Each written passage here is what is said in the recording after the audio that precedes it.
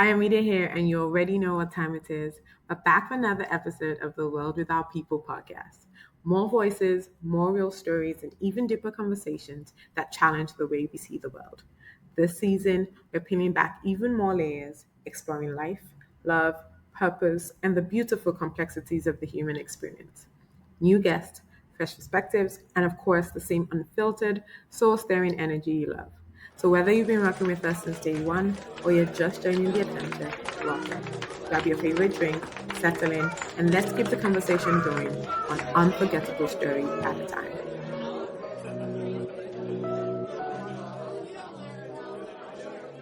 Hello, everyone, and welcome to another episode of The World Without People. My name is Ayomide. I'm excited to be here. I'm always excited to be here, but I'm especially excited because we have, I could just say sunrise, right? Yes, you can. Okay, because we have Sunrise here, and most of you probably already know her, especially if you're Nigerian, or at least let me say the Nigerians in the diaspora too, that went a long time ago.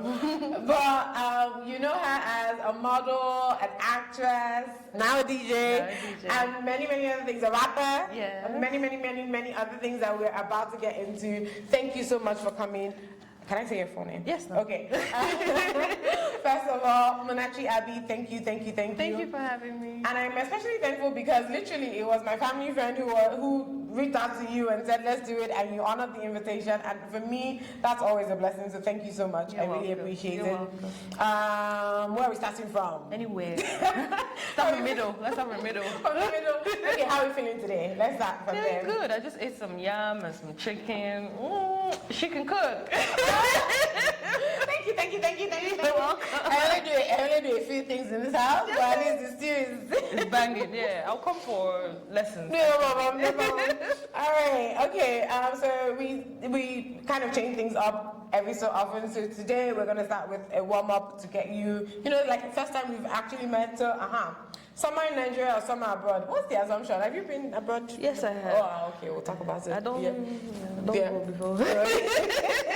Okay, summer in Nigeria, summer abroad. I mean, abroad, of course. Okay. But we have summer here all year round. Fair enough. So I don't understand. Well, you know how maybe okay, let me change it. Dirty December or summer abroad? Dirty December. Interesting. Why? Because this city never sleeps. Oh, okay. It never sleeps. Fair enough, okay. Yeah. DJing or acting?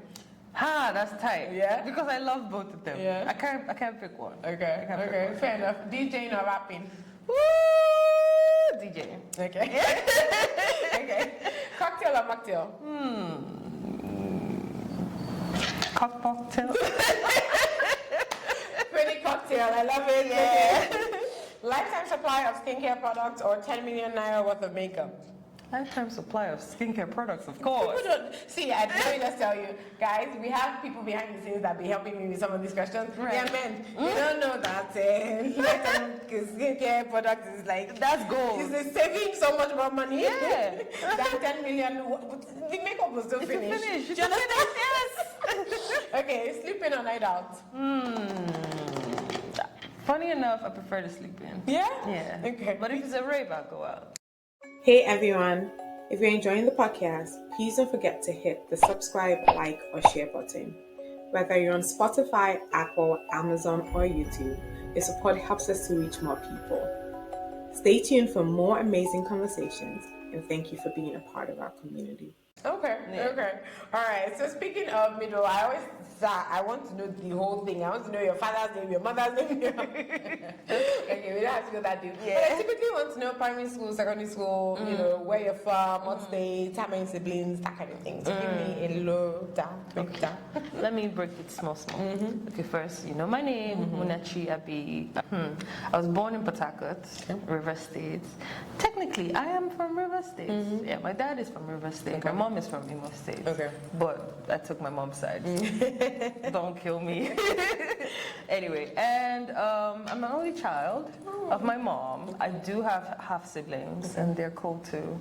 But cutest. I love them. They love me, so it's cool. What else? Secondary school, FGGC, Abloma. I'm a Fedi babe, so pro unitate. do not know what that is for sure. So that's the slogan for like federal schools, like secondary schools. No, I'm saying that because I went to FGC Accra. So you know! For like 2 years. But you still know it's pro unitate. No. GS1 and GS2, I was 8 years old. Okay, So. okay. We will excuse her. But you know, a Fedi babe is a Fedi babe everywhere. What else?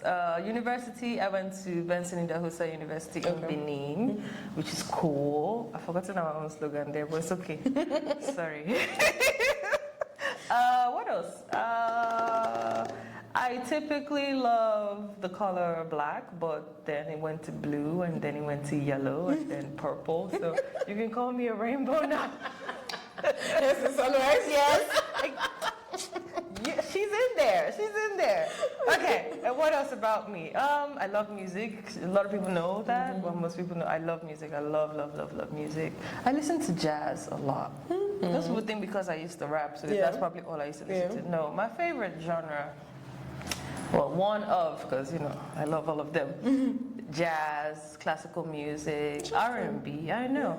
R&B, and of course, house music. So that's my thing. What else? I don't sleep. That kind of makes sense with what you do now. Yeah, so there's that. I think that kind of sums it up in a way. Okay, so then tell me about the States or the abroad, like what part of that of your journey was that? Oh, that was after secondary school. I actually went to London because my dad lives in London, so I went to spend some time with him. It wasn't the greatest of experiences, but it shaped me, you know, a lot. So I stayed there for a while. Then I ran away. That's the story for another day. But like, yeah, it was an interesting time for me. I did that, came back, went to the States. But me going to the States, I didn't live in the States. I would just go and come, and then went to other places. And then I came back to school. That's when I came back to do university at Benson Idahosa. And after that, I became Miss Nigeria, most beautiful girl in Nigeria. So, yeah, which is pretty cool, actually. Yeah. So we're gonna go into that. Okay. But you've literally worn so many hats creatively. I have. Yes. No. Funny. Beauty queen, rapper, actor, writer, DJ, and it really is such an impressive mix. So is there something that connects all of these? Before we kind of go into some of those details, what do you think has connected all of these? Like, you know, a sense of purpose. What's the common thread? I don't know now. I think I'm an artist at my core. I'm a creator. Oh, see that? That's a rhyme. But would it be music? I think no. What connects everything for me is storytelling. That's what it is. The reason why I love music is because it was a way to escape. It was a way to listen to stories. Back when, you know, music had stories. I mean, some of them do, some of them don't. But then, most of them, that was the connector. And I wanted that too. I wanted to be able to do that as well. So there's that. And then, obviously, watching movies, I'm like, I like that. I want to tell stories like that. Then pictures, same thing. What's the story behind the picture? Oh, I paint as well. So, oh, really? Yeah, so there's that. So everything is down to storytelling. So including the music and the DJing, the way that I create my sets is still to storytelling. So yeah. So when you like, okay, let me go back. What did you study? International relations and diplomacy. So when you were going through that, were you struggling? Was there a part of you like you're in school, but you're struggling with this creative thing that you felt needed an avenue, or did you just think, well, I just need to get this degree and then I'll figure myself out? No, funny enough, I never struggled with it. Yeah. So funny enough, international relations and diplomacy. The BSc is storytelling because you study history. Because the whole concept is you study the past so that you don't make the same mistakes in the future and in the present. That's the foundation of everything. So most of what we learn is stories. We learn about people and things that happen and dates and stuff like that. So storytelling. Okay. And then, you know, being able to I guess, have diplomatic relations, or that's what I was taught. You know, when I became Miss Nigeria, I was still in school, so I was doing the work while I was still in school. So in real time, I was performing ambassadorial duties like that, going to China and meeting people from all over the world and telling them about Nigeria and things like that. So that's diplomacy, right? Yeah. So I was learning that, learning their stories. Fair enough. Yeah. So I was still doing what I was doing. Then back in school, funny enough, I started a community called the Rap Community. And it was driven by my love and passion for rap and music and storytelling. So yeah, nothing really made anyone suffer per se. That's and good. then Yeah. So then when I got into the music scene, just immediately after my reign, and meeting like artists and collaborating with artists and stuff like that, it was still, it didn't suffer. Nothing really suffered.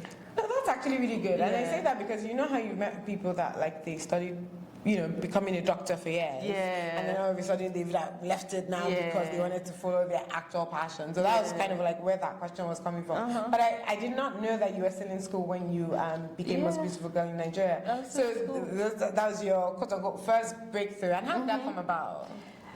I was in a hostel with my friends and we were watching, I think, the past pageant. It was airing on TV. Someone had the TV in the room. So we were watching it and we all just laughed and everything. And then one of the girls, actually, who's a friend of mine, she had gone for that pageant. So we were watching her and she said, oh, she's going to go again this year. And I said, oh, cool. And then they all looked at me and they go, hey, why don't you go? I said, no. I mean, look at all the girls. They're dark skinned. No offense to dark skin. But I feel like for whatever reason, the depiction of African beauty is always a dark skinned lady. So if you're light skinned, it's almost like they don't think about that. So I'm like, they won't go for me. I'm too light. They just go. At all, if you get like 500 kilos. And I'm like, you know what? That's not bad.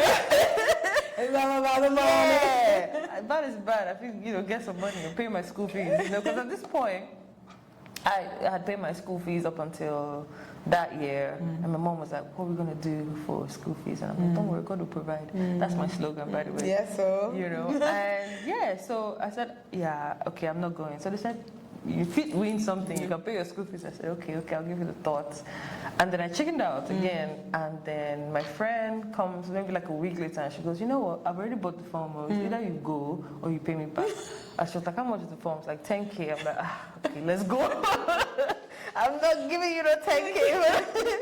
So that's what happened. And I went for the pageant. I called my mom and I said, Mommy, wouldn't it be nice? And that's another thing too that I find that works. And I say, wouldn't it be nice if I become Miss Nigeria? And she's like, oh, yes, go for it. That was it. So, I worked out and I went for the pageant and Rest is history. yeah, I won, and that was it. Yeah. No, that's awesome actually, because again, most people will probably, like you said, chicken out and then just have this preconceived notion of this is how it's supposed to be and all of that. And sometimes God just literally, like you said, makes a way. In the unusual, in the very, very unusual sense. I love it. Okay. Yeah. So when people talk about women in male-dominated fields, they usually mention STEM or politics.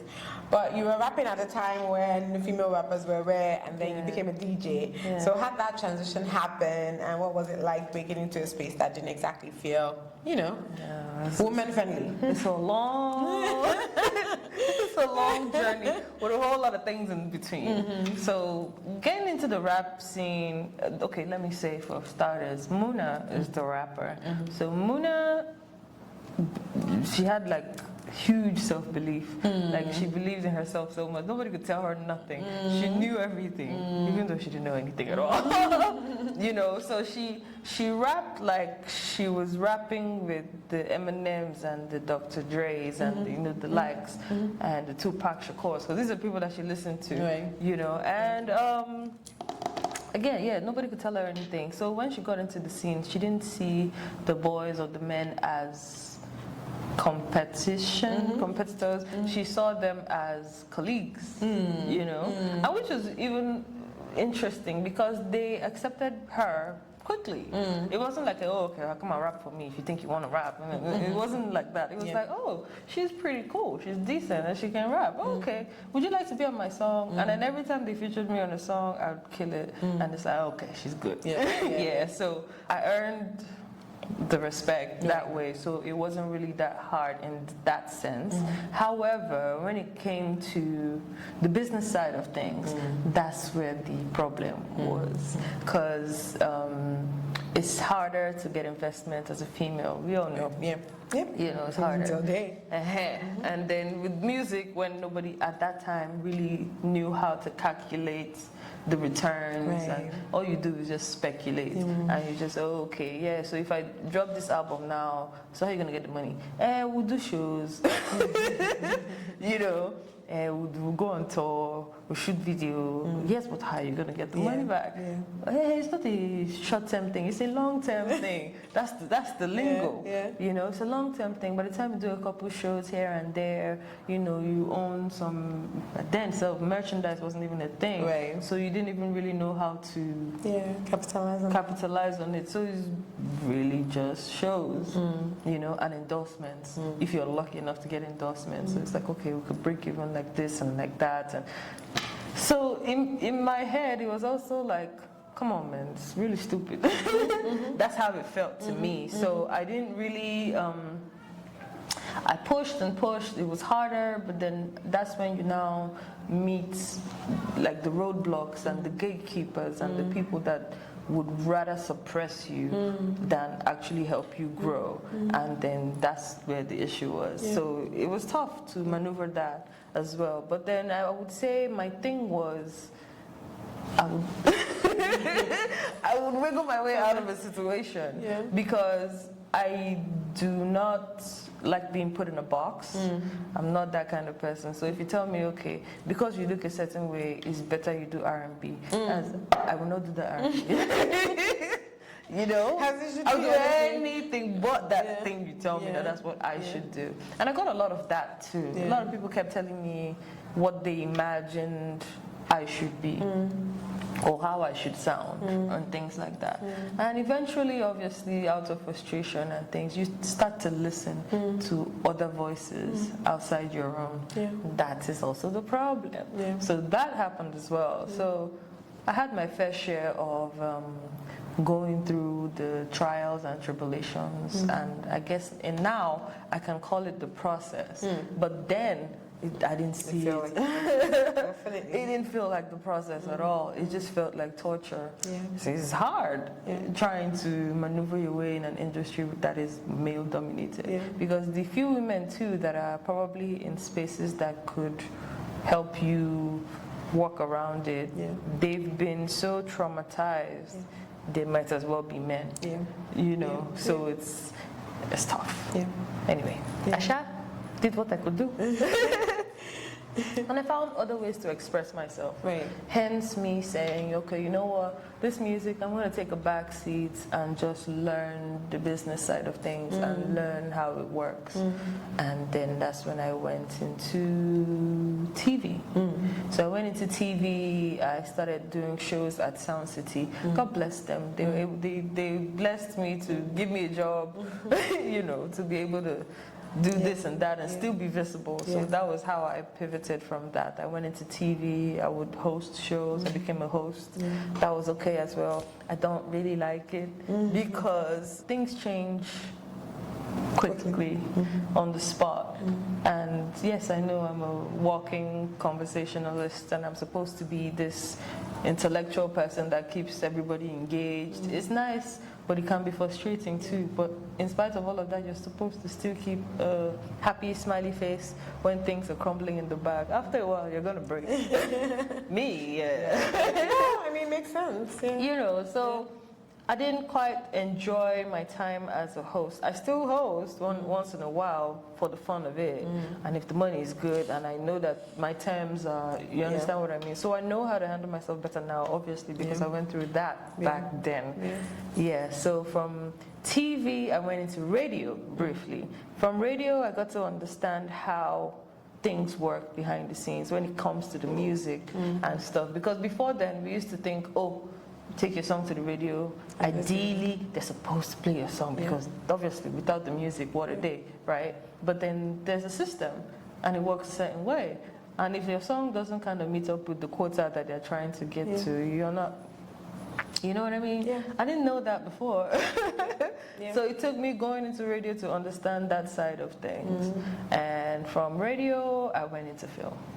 Yes, so going into film for me, I fell in love with it. All this journey I'm taking is because of music. Yes, so I fell in love with film and I said, you know what, I like it here. The people here are nice. You don't get to see them too much. You can spend maybe a month at tops or two if it's a very serious project, getting to know people, and you guys become friends for life and you don't necessarily have to do too much or, you know, anything else. And then you get to play different characters. Also, one of the reasons why I went into film was because I wanted to know how to tell stories that don't necessarily have anything to do with me. But I needed to connect with you because it could be your story. Right. You know what I mean? Right. Because before then, everything was very personal with Muna. She was very sensitive about her shit. She's an artist. Of course. You know, so yeah. But then I had to find a way to detach from that. That's the only way I've come to realize that that's the only way for things to work. You do it, you leave it, you go. Yeah. So I was able to learn how to do that with film. Every time I did a project, I did it and we did it to completion. That was another thing. It was hard to complete stuff with the music side of things. But with film, you come, you do your work, it ends, you go. They put it out in the world, you let it go. It has nothing to do with you. It's not your real character. It's not you. That's how I approach it. You know. And then some people ask me from time to time, "Oh, do you watch your films?" And I'm like, "No." And they say, "Why? Don't you want to know? You know, so if you want to do something different next time." I'm like, "But I'm not going to be playing the same character." Fair enough. You know, next time. And also, I'm not doing it for me. I'm doing it for you. Right. So if it connects with you, my job is done. So why am I watching it again? You know, it has nothing to do with me. It's not me. So it's cool. Anyway, so that's the film part. I learned how to detach from making films, and then that's how I was going with that. I loved it. I was okay. I was very comfortable with just, you know, making films. But then it comes a point where things have to change as well. And then I wanted to know more about the back scenes of film. So I said, okay, because I'm a creator, I like telling people what to do. You know? That's a female thing. Maybe. Yeah, that part, you know. So I like telling people what to do. And I like art, and I like things a certain way. I love lines. I love, you know, all these things. You know what? Wouldn't it be nice if I direct? That's how I got into directing. And, you know, I was blessed enough for people, one or two people, to give me a shot and say, okay, let's see what you can do. And I did a good job. I was very passionate about it. They were like, I like the way you do. You know, let's do it. So yeah, that was what happened. I'm giving you the whole. Yes, please. Yes, please. Yeah. So as I became a director, I loved it. I like creating stuff, and it's really, really cool. Filmmaking will forever be one of my loves because storytelling and the ability to morph into anything without judging the character as a sinner. You know how in real life you do things and you're like, oh my God, I've messed up. You know. You don't have those feelings when you're playing that character. You just see it as part of that character's story. And that's just what it is. You could empathize with the character too, and that's even cool, you know? So you could bring out the best in that situation and run with it. And whoever is living that life in real life can say, okay, I'm being seen. You know what I mean? That's the service for me with that. And I'm like, okay, we're figuring it out, So with that, being such a film enthusiast, when I'm in, you know, my roles or playing characters or I'm on set for a long period of time, I have to decompress. You know, obviously you do have to break away from the character that you play. So some people I've heard find it very hard to detach from the characters that they play, and they have to do certain things or go to therapy. Or, it's possible, yes, I'm sure. But for me, my way of detaching was going back to the music. So we're back in the music. Yeah, so I would go to raves. And sorry, where do you rave in Lagos? so many places. Really? Yeah. I don't know these things. There's a whole community. Yeah. We'll talk about that later. Yes, we will. And yeah, so I would go to raves. I knew about one, the major one, which was Element House. Okay, I've heard about that one. Yeah, I used to go to Element House a lot back in the day, and there was a time that I didn't. And then, anyway, fast forward a couple years later, I started going again, but not for anything else, but just for my peace of mind and to just disconnect from my job, disconnect from life happenings, and just connect with music. So that was my thing. And then from there, obviously, you meet more people. People have more shows, and then you're like, oh, would you come for my show? And you're like, oh, what is it? What kind of music? It's like house music. Oh, really? Okay, let's go. So I found more people, more like-minded people, and it just just blossomed. Yes, it became this thing, and I realized that, oh, there's many of us. Oh, there are people that like the kind of things I like.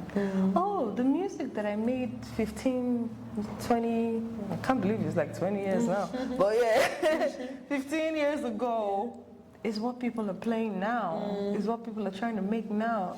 Is it time? Okay. What do we do with this? Wait, so you mean I can play my own songs? Wouldn't it be nice? That's about to be my tagline. Yes. You see? So that's how I got into DJing. And okay, sorry. You say it like it was just that simple, but like It wasn't. Exactly. This is me summarizing. Yes. Yeah. Okay. No, but when you say this is how I got into DJing, I want to understand, like, did you take a course? Did you just spend a lot of time listening to music? Because I read the one article. Somebody said it's not just about music. It's about emotions. Like they had written something that powerful, like the idea that you've curated this experience for the person that is coming. So I have to believe that. Again, it's not just you maybe watched a lot of YouTube videos. You've been to a lot of other raves to now kind of think of. So how did that process actually play out? How did it play out? Yeah. Okay, I had 1 day lesson. I know, it's crazy. Yeah. It takes people months to learn how to DJ. I had just one lesson. And for me, which was crazy, maybe because I was really hungry. I think that's what it was. And you're already, a lover of music anyway. Yes, I'm already into the music thing, so it wasn't so difficult. Obviously, I know how to count beats, so that wasn't so hard. I can play by ear. Music. You play an instrument? No, by ear. Okay, of course. Yeah. But reading music and stuff, miss me with that. Yeah. I have tried, but then I haven't really had the patience to sit with it. Like I'm very neurodivergent. So I went to a friend's place and I said, I have a show, because another friend that I had told, Ifeme, I had told him, hey, I want to be a DJ. He was like, okay, you're going to play at my show. I said, I don't know how to play, so you're going to learn. He said, okay, cool. He set the dates. You're going to learn. But how? I don't care how you do it, but just do it. And I had supportive friends. Quite. Yeah. And I just saw, like, if I go to a show, and this is something that I do, and I will always do, if I go to a show and your set impresses me or does something to me, moves me in such a way that I, have like an out-of-body experience, something, I do not hesitate to give you your flowers. Because you don't know what that's done for me. And you took your time to create that. You need to be appreciated. Because I know what it feels like to not be appreciated. Taking it back to the music days. I didn't get no feedback. The feedback I was getting is now. Which is so interesting. Like, I had my Gen Z team be like, oh my gosh, I wish I'd known that they're coming. what did I miss? Like, what did I hear? And the funny thing is, I'm really into music as well. Right, so for me, I was like, wait, did I miss this person? Like, where did I miss it? But clearly, people, like, again, young people are, like you said, and I think that's the beauty about music. It's like people still hearing about Michael Jackson, even though he's now gone, you know, and then using that, and you know how you're hearing some songs and they're putting some old MJ bits into it, or MJ songs into it. And I think that's just the beauty about music. So it's so amazing that it also coincides with the fact that you're kind of still in music. I guess is the point. It's cool. It's cool because I pulled a lot of my songs that I had put up on the internet, and I put a lot of them out because I'm just like, you know what, I had given up. I don't want to do this anymore. It's painful. Like it's a lot of toxicity. I don't want to be in this environment. I don't want to compete with my sisters. I just want to have a good time. It's not so much to ask, you know? So being in the DJ space for me, seeing DJs and giving them their flowers,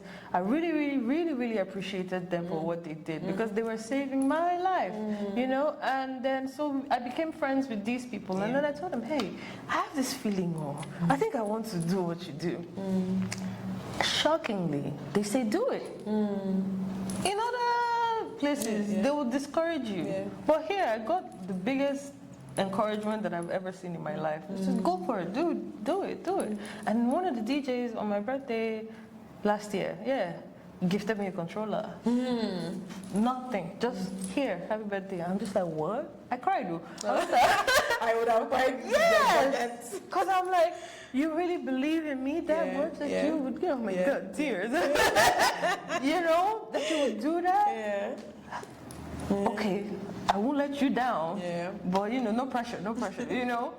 So that was it, and I'm like, if you believe in me enough to even put me on a show, you don't even know what I can do, but you're putting me on the show, okay, and you believe in me enough to give me a controller, all right, okay. So I called another friend of mine who's also a DJ, and I said, Bigfoot, can I come and practice? I don't know what to do. He said, come over. I went and he showed me, okay, this is what you do, just play with it. And then he left me there. I got there like 10 in the morning, I think. I was there for like 7 hours playing. And he said, wait, so you mean I slept and woke up, I went out and came back and you're still here? No, there's something here. So that was it. I was very excited. I did not... I didn't feel drained. I didn't feel like I wanted to run away. These are things that I've experienced making music in the past, that when I'm in production space, I don't want to be there. Not because I don't want to do it, but because I didn't know how to express myself in such a way that the producer understood what I was trying to communicate. It was very hard. And then now, in control. I'm in control. And I'm doing it with the controller. It's so cool. Wait, I need to listen to your life. I'm just dropping bars randomly. Girl. No, that is cool. That is cool. It was cool. I'm so excited about it. And from then on, I didn't have a lot of things actually. So I had the controller. I didn't have a laptop. I didn't have headphones. I didn't have basic things that you needed. You know. Funny enough, my second show, I think. Oh, was it even the first show? That same first show. I'd gone to a friend's house. It was her birthday, and she had dinner, and she gave everybody like souvenirs. I'm like, okay, cool. This is my friend Nancy, and I said, oh, thank you very much, souvenir. Wow, nice. We went home. I opened my souvenir. Guess what was inside? Headphones. My guy. That's how I got headphones though. And at that point, I would borrow like my sister-in-law's laptop. So I put like record box and Serato in there. She was like, what are you doing? Sorry. Let me just use it for now, you know? So I'd use her system to get stuff, and I wanted to get my laptop. I would, you know, at this point, I'm just like, you know, God, I don't know how much this laptop is, but you're going to bring it somehow, some way. And in less than maybe 2 months, I got like a film job here, a film job there. I was able to raise the money, and I bought myself a laptop. I'm just like, and friends, obviously, friends contributed as well, and family. So I was just like, thank you. I have a laptop, I have headphones. So, what was next? Flash drive. Let's go. And so I'm learning on the spot. So with every show that I play, I'm getting better. I was so nervous as to posting because I was like, oh, people just need to know that I'm good at this thing. I was just like, no, that's the mystery that people had in the past, but I'm a human being. Yeah. I struggle sometimes, but this is the journey that I'm on right now. Wouldn't it be nice if people came on this journey with me? I said, okay, I'll post it, sure. So I posted the first one. It's still on my page. Check it out. Yeah, no, and I was even gonna say it's not even been that long because it's not been that long. This is December. I mean November last year. Yeah, December. And from then on, it's been growing. Yeah. It's been growing. It's been growing, and I've gotten more friends who have now turned family. The music is larger than life. Everything is just like as it should be. It just seemed like everything was bringing me down to this moment. So thank God. We thank God. No, but I think what I love about this, so my sister is also into music, and I just, you know how sometimes, like you were saying, like that whole roadblock, right? And sometimes you just think that it's not that maybe you're not supposed to do music, and I think that's what I'm hearing from you. It's not that God said you're not supposed to do music, but maybe it's about timing, and maybe it's about the right kind of music, because like you said, you could have done anything, and so choosing house, right, was also because this had become a place of refuge for you, and it made sense that this was the place you needed to be. So it didn't need to be R&B, it didn't need to be rap, it didn't need to be anything else. This was the perfect place, and it, like you said, it allows you to play your own music in a way that is also new and fresh and all of that. Now check it. The music I was making back then was also like house, Afro house, fusion type thing, which they didn't understand. Yes. But it makes sense now. So it's like, okay, so I did all that, and all these things that I've been through and I've gone through and I've lived through was preparing me for this moment. So all my youngins out there, I hope you it's not that the thing that you did at 13 is the thing that makes you and is what is going to happen for the rest of your life. And I think it's really, really important. Like, honestly, really and truly, when people ask me why I'm doing this, this is why, so people can hear this kind of story. Because I think that, again, I'm not even going to act your age, but I know you're young. I know you're not like... 22, baby. It's not like you're in your 50s or your 60s where you've now done this thing. But it also sounds to me, and I tell people, for example, work, I have done like... I think this is like my 20th job now. 20th. That's fine. Like, you know, and it's no longer back in the days where we used to have that 130 and, you know, FIRS for like the last 20 years or 30 years. And in a short amount of time, maybe not so short, because like you said, 20 years ago, you've done so many things. But in your case, it's not even work. It's not 9 to 5. You've transitioned industries. And I think that's really, really cool. And I especially want to talk to all the creatives in Nigeria or birth out of Nigeria, because I know we don't have, this is my problem with the creative industry in Nigeria. We don't have the economy in place. So for example, like I said, I had my fair hair. So I was saying that you were my first female celebrity. Right. Because I had my fair hair, and we're talking about like even things like the like your clothing for your for movies. Sometimes you have to provide it yourself. It's not like there's an actual industry of there's a woman that won an Oscar. Oh, what am I saying? There are people. There are people that win Oscars just for the fashion in a movie, right? We don't have that, right? Much less all the many other things that drive me crazy about whether it's, you know, movies or acting or all of that. The entire industry that supports and backs it up, which is kind of like what you were also saying about not having the business sense, right? You didn't have to have the business sense. You just needed someone who had that and then believed in you and then put all of that together, right? So anyways, I say all of this long story to say this is really cool that regardless of the challenges and the roadblocks that the Nigerian creative face, you can still survive and you can still be successful and make something for yourself without also stripping. So I just have to say that.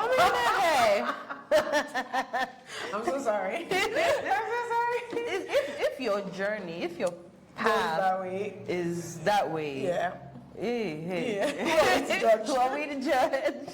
Fair enough. But yes, okay. So let me go back though. Sunrise. Yes. Why sunrise? It came to me. I don't have the answers. Okay. It came to me. So, I was in the shower. That's how it came. I was just about to, and I was like, sunrise. Oh, I love it. it sounds like someone's calling me. That sounds like me. So anyway, so that's how it happened. And I was like, you know what, I'm going to call myself the sunrise. And from there, it became not just a name, but a mantra and a prayer and an affirmation. You know, because it's like, when things happen now and I feel a little discouraged, I always tell myself, the sun will always rise. So I'm okay. So arise and shine, for your light has come. You must shine. Awesome. Okay, but now I'm curious, what does Munachi mean? Me and God. Oh, that is beautiful. It is. Oh, I love it. Okay, so you mentioned the rave culture in Nigeria. Yeah. What is the rave culture in Nigeria? Because again, as I can still say I'm an IJGB now. How many years? It's not up to a year. It's okay. It's not actually, it's a year now. Yeah. But I've been traveling a lot too, so I feel like I'm not like Settle yes, exactly. there. So as an IJGB that doesn't know what's happening, I go to work and I go to church. Right. Particularly because, in fact, if my mother hears that I'm out of the house at 2 o'clock, she's like praying some kind of, prayer of, it's not safe in Nigeria. Right. And that's what everybody, they want to come back. How are you surviving Nigeria? It's not really safe safe. in Nigeria. Well, It really is safe. And we also have to preface or pretext that we're in Lagos. I don't know about everywhere else. Yeah. So when we are talking about this, we are talking about Lagos. Again, even in other states, it's not like we're hearing, it's not like there are dead bodies on the road constantly. I do think it's a little bit exaggerated. But I do think, one, as a female, right, and just with the little we know, that safety part of it also complicates how we look at what a rave scene is. Yeah. Because I do this all the time in New York, and yes, what's it called? Well, I did not do this all the time. You went a But couple you get times. the, Yeah. but you get the idea. Like Yes. back in the days, you go to New York and you can be out till 4 a.m. There's no issues. But it's not because they weren't bad people. It's because people weren't being killed or whatever, women stolen, raped, whatever. But it just did not seem as bad as it is here. So I think, one, I want to understand the rave culture, but two, how do you then add the safety thing to people who want to do it but are scared? So it's the same thing with the New York scene, literally. In fact, I would say Lagos is the New York of Nigeria, right? So I'm sure things happen. It's not my reality. Yes, amen. So there's that, and for the safety aspect, obviously you have to be around people that you know are safe. You have to go to places that you know are safe, and you have to be considerate about your timing as well. So if you know your party is going to be a 12 to 5 a.m. type thing, and you really appreciate all the DJs or the lineup that is there, and you want to stay there till 5, that's okay. You can leave at 6. And it will be bright enough for you the cars will be outside, so you're safe, right? If it's a thing where you only like 1 or 2 and you feel like you might be out of there by 2 a.m., be around people that you know are safe. Try to be I would say sensitive about the form of transportation that you use as well. You won't be entering bus at 2 a.m. You know what I mean? Yeah. So if you're taking an Uber or whatever service that you use, be mindful as well. If you're the one driving, try not to get intoxicated, obviously, and try to move responsibly and rave responsibly. Because there's that as well.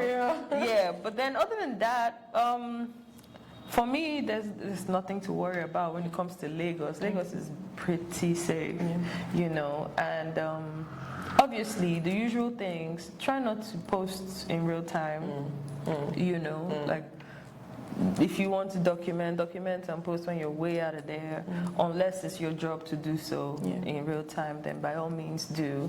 However, be mindful of everything as you would anywhere in the world, So I wouldn't say it's not safe here. I think it's the perception that has been thrown out there that is causing all this insecurity. Yeah.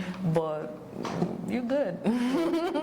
Okay, yeah, and then go back to the rave culture itself. Okay, so tell me a bit about that. Yes. How do I even? It comes from listening to the music, right? So if you like house music and if you like Afro house music, some people like Amapiano a lot, and you know the likes. Yeah. So versions of that, people tend to like it, and they become friends in the scene. So some people have groups and communities and things like that where they join and interact and talk about music and talk about the next event and things like that. So, which is fun. Yeah. You know. So shout out to Group Collective. Yeah, you need to tell us some of the groups and some of the places to go to. Yeah. That you know are regulars. Like anybody can just go in on a regular night.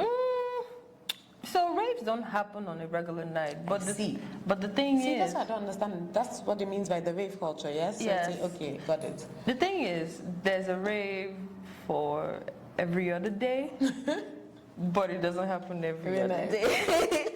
Yeah. Okay, so explain. So let me explain. So there are some rave events that have solidified their footprint in time so far for the scene, and I would say people like group therapy, house arrest, monochroma, elements house, tamba, rooftop house, so many. And these are physical locations or mainland just the block groups? party. These are rave events. That I've just mentioned. Okay, got it. These are rave events that people go to. Okay. Some of us go to all of them.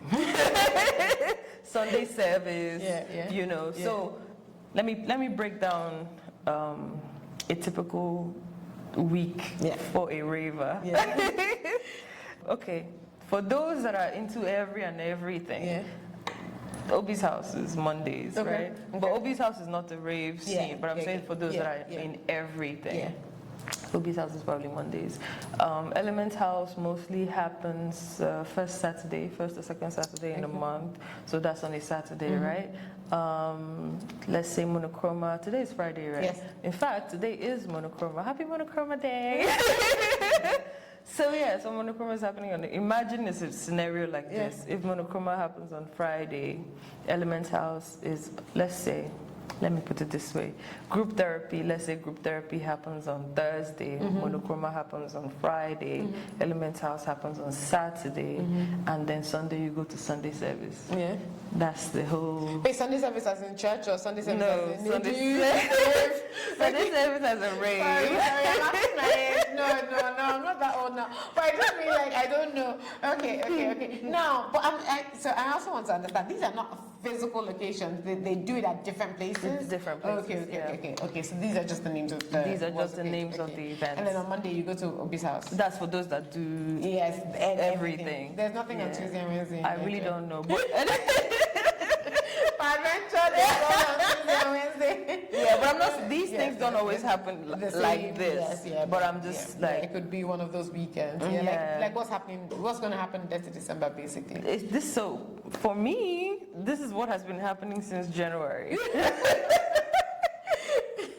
So it's been a journey. Rave after rave after rave, which is crazy, and so many. I guess the pioneers of the Afro House, three-step type music from South Africa, they've all come here to party with us. That's awesome. Which is crazy because we adore them. And when they come here, they're quite receptive and there are no airs. There's no, you're here, I'm there, don't talk to me. No, it's not really like that. And they're very approachable. And the music is great. So everybody's having a good time. Having a swell time. So that has been the story so far, and it's been like that, like back to back to back to back to back. There was a rave yesterday, there's one today, there's for me, there's 2 or so tomorrow, and then there's Sunday as well. So it's... You really don't sleep. I don't sleep. And she says she doesn't drink coffee and or Red Bull. Yes, I don't. So how do you stay up? I mean, is it just the energy? It's the energy for me. Yeah. It's the music for me too. If I like it, I'm up there. That's awesome, actually. That's really awesome. Thank you. So, because I'm supposed to ask you serious questions, I feel like you've already kind of touched on this, but do you feel like you've been reinventing yourself, or you're just going on a journey? Because I feel like it doesn't sound to me like you're reinventing yourself. No. Although you said That's what Muna was a little. So would you say Muna is different from Sunrise? Yeah. Okay. They're different people. Okay. Entirely different people. Yeah. So is that a reinvention, or just, because I use all my names, for example, and people so is Ayomide different from Bookie? I don't necessarily think, I feel like Ayomide is the joyful person here, sure, but I don't also, and Bookie is the serious one. Right. But I don't feel like two different people, like it's not bipolar or No, it's not that. Or multiple personalities. No, it's not that. Okay. It's not that. But it's I tend to separate them. Okay. Not in a psychotic type of way, but I know how Muna was. I know how she felt. I'm not that person anymore because I've gone through so many things. Got it. She's still there. Yeah. Don't get it twisted. It's still the same person, but my approach to things is entirely different from Muna's approach to things. Yeah. That's one. There's Munachi, who's the filmmaker, the actor, all that stuff. That's a totally different person. Sunrise and Muna do not mess with Munachi. They respect her because she's in her space. Nobody, you understand what I mean? So that's how it is. Yeah. And then for Sunrise is this blooming ball of light, right? And she's very warm and very kind, very sweet, but she's a ball of energy too. Yeah. Just like the sun, really. really and truly. But I say that to say I don't see any of them as reinventions. Yeah. I see them as obviously myself, but they are serving their own purpose, and it's all part of the journey. Yeah. It's just, I guess they are the ones that define each era of the journey. Yeah. So nobody can accuse me again of using all my names. I'm just saying, because they like to give me a hard time about it. Don't let nobody stress you. Nobody should talk me again about it. See, I found my, yes, thank you. You're welcome. I appreciate that. Okay, all right. And then I was going to ask that, I know, yes, no reinvention, but then the flip side of that, how people are receiving you. Like, are you getting a lot of, I know who Muna is, Muna cannot now be acting. Yeah, so I stay away from those people. Fair enough. I stay away from those that think they know me, because you don't. Also, I'm a Scorpio, so there's... Are you a Scorpio? Yes, I am. 5th November. October 26th. Yeah! Oh my God, I missed your birthday. No, it's okay. Happy birthday. October 26th. Yes, Scorpio lady. Exactly. Sorry, I didn't say focus. Oh my gosh.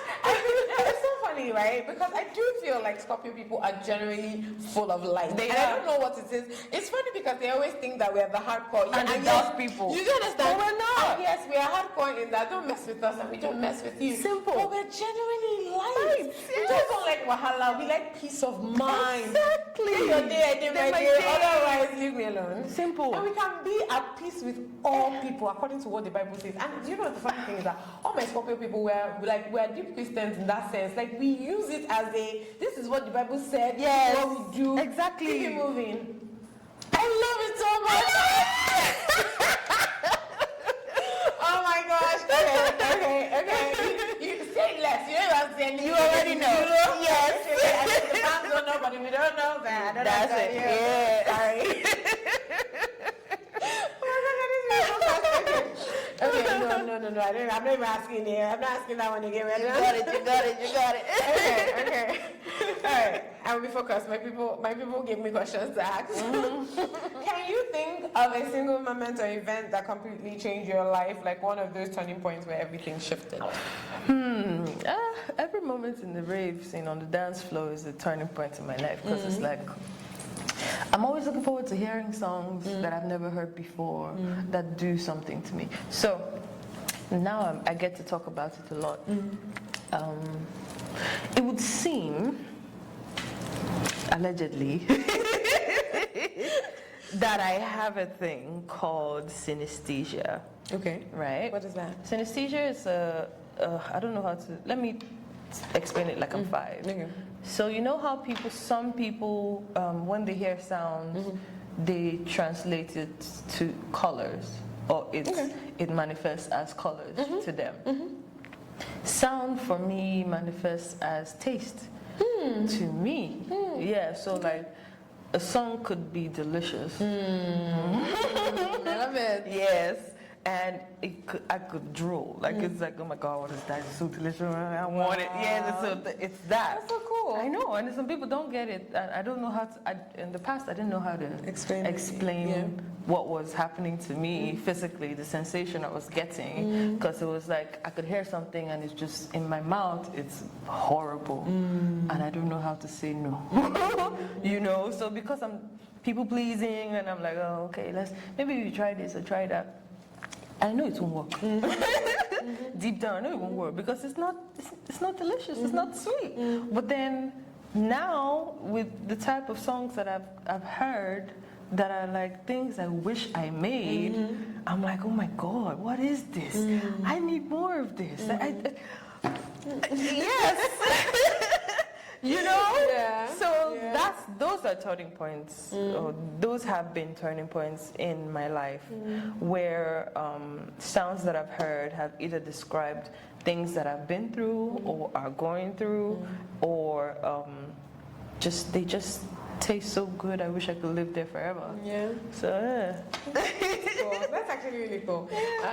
My nephew is a very he loves music, he loves sounds, he can hear every bird chirping and so whatever. Yeah. So I'm gonna go tell his mom, like, this might be what your son is. What your son is experiencing. Because he kind of has the same effect, like he can stop everything and like just be like, listen to sound. Interesting. Yeah, he might have synesthesia. It could manifest in different ways too. But I learned something new today. This is also why I do this podcast. People don't understand. Like, I literally, learn something new every day, but like, I've never heard that word before. And to just, who knows? Anyways, whatever. There you go. I really love it. Okay, now we've talked a lot about the music, but I am curious a little bit about the acting because I heard what you said about, you're a different character and things like that, which is awesome. But I struggle with Nigerian movies for the stories. And I'm wondering how you're finding the story. I know you've now maybe moved into the film production part of it. So I still act. Yes, no, I know, but I'm saying like from the perspective of you are now able to see it both as a producer and a director. So I just want you to talk about where you think the storytelling of Nigeria is going, because like you said, even like with the whole background of international relations and diplomacy, I do think we have better stories to tell than we are telling. Yes. And I don't know if you can share a little bit about what you think from, how you said like with the music when you were at radio, you were able to see how it works. Maybe you can give me a little bit of perspective from the female side as well on what is happening with the industry. For now, money is the thing. Yeah, so a few years ago, yes, we cared a bit more about the stories, hence we started making good or better pictures. We went from great stories to nobody cared. And then from there, people started caring a little bit, and then the picture quality improved. And then we had some not so basic stories anymore. So we've gone from not so basic stories anymore to some good stories, but then it's still a lot of quantity over quality. So reason I say that is because now the priority is funds. Everybody wants money. Everybody's on survival mode, unfortunately. So because most people are in survival mode, including the really established billionaires that are funding film, they still get greedy. You know what I mean? You get the big bucks and still pay people peanuts. My rhyming is off the top. I kill myself. You know what? Listen, nothing makes sense. Scorpio. I'm just saying. It all makes sense. You make makes a lot of sense. Anyway, yeah, I think people are more focused about the money, and now too, because of everything that's going on in the country and financially things are a bit this and that. Yeah. People are still finding ways to make film in a way that they have to recoup their funding as quick as possible. Hence the boom in YouTube movies. Yeah. Because you gotta eat. Yeah. You gotta survive. Yeah. Unfortunately, the intellectual level of the average Nigerian now is this or that. Yeah. So it's either you're a smart ass Yeah. or you're just completely Blessed. Yeah, blessed enough to not really care about aesthetics, and you just want something to something in the background. Yeah. Put it that way. So whether it's in the background or you're really paying attention to it, as empty as it is, they're still making money. Yeah. So they just don't mind doing whatever so long as they're getting paid. Yeah. So that is what is happening. I think if we have a stable enough economy where the average Nigerian feels secure financially, the stories perhaps would change because their focus won't be about just the money anymore. Yeah. They would be thinking about how they can tell Good good stories. They still do. There's still a few people who are strong enough and stubborn enough to say, you know what, money or not, I'm telling a good story. Yeah. And they do. It's just that we don't all get the privilege to see those films. And that's just the unfortunate part. But good stories are there. Okay. Yeah. I like that. I was just personally curious. On that one, I was just personally curious. It's just that everyone is in survival mode, that's all. Yeah. Yeah. Okay. We're almost done. I'm really sad. I don't want it to end. I know. I feel like we can talk about so many things. Yeah. But I do have to let you go home. That's okay. I do need to sleep. Yes, exactly. I have a Before lot you of leave tonight. You already know. Okay. So my last question for you, and then you get to ask me one question. So I hope you've thought about your question. Okay, lastly, tell us something about you that most people don't know. Something totally unexpected. People will be surprised about. I think I've already said it though. Yeah? Oh, the synesthesia. Fair enough. People don't know that. Synesthesia. Okay. I feel like I need to ask you one more question. Yeah, go ahead. Go ahead. Let me see. What's your favorite set that you have played so far? That's an interesting one because all my sets I've loved. Well, most of my sets, they've been great. So I think my first ever Sunday service set was amazing because there's this particular, I think I have the video on my page, there's this particular transition that I did where there was a song from Afro Exotic, who's a great friend of mine, and there was a remix from Sigag Lauren, who's also a friend of mine, and it was with the Nigerian, that Nigerian Christian music, Okay. Yeah. Okay. So I blended it. I blended both of them, and everybody went crazy. So in my mind, I'm like, I did some. Yeah. You know, I've been seeing that. You know that there's this I don't even know what it is, but it's this thing where you see people do just their DJ sets, and then there are people dancing around them and stuff like that. I don't know if there's a particular set of people that do that or whatever. Is that? Yeah. Have you done something? A lot of people do it. Yes, a lot of people do it. Okay. I just did my first one. Yeah. Yeah. Where was that? It was cool. So I teamed up with Radisson Blue, and we did. Nice. You should come for the next one. Okay. It'll be nice. Yes. So I teamed up with them, and we did something called the Sunset Sessions. So. Oh, yes, I did see that on Instagram. Yeah. So that was my first one, but it was okay. So it's a long day, and we start off with something called Muna's Table, which is like a conversational thing like this. So I do it with people as well. We have that conversation, and people will come in and watch while they eat, whatever. And once the conversations are done, we have the party. So the party is obviously a set by me and another set by a guest DJ. I play, and people just have a good time, and that's it. And my final question: is there a business to the DJing? Oh yeah. Okay. There is. So you would say the experience you learned from the music part is then kind of made the business of DJing easier? Yes. Okay. In a way. Okay. However, I'm still learning from the people in the rave scene that have gone before me to set the pace and prepare the table. In the presence of your enemy. Yes. God, focus. That's fun. Yes, I mean, you know. So I've seen what they've done. Like for instance, like all the events that I tabled here now, the Elements House, Monochroma, the House Arrest, Sunday Service, all of that. These are people who are putting things together. In fact, someone like group therapy, the amount of people that come for group therapy, because it's an inclusive rave, so everybody can come. And the last one I think I went for had nothing less than maybe 4,000 or 5,000 people. You don't get that in a club. In Lagos? Yes. Wow. Okay. Clearly, I don't know anything that's going on. Yes. On a good night, 3,000 people. You know what I mean? Yes. This is what happens every other rave night. Okay. So, like, my thing is, people want to come out. Yeah. People like certain type of music, and people want community. So I'm learning all these things. I'm learning the business side of things too, because you got to make money. Yeah. Yeah. So yeah, there's a business side, and it's a bit more.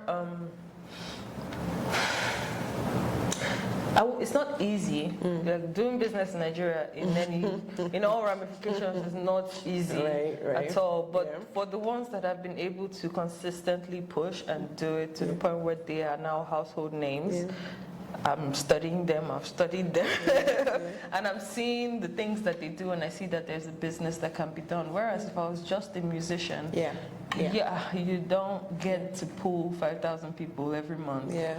Oh, you get what I mean? Yeah, you don't get to do those numbers.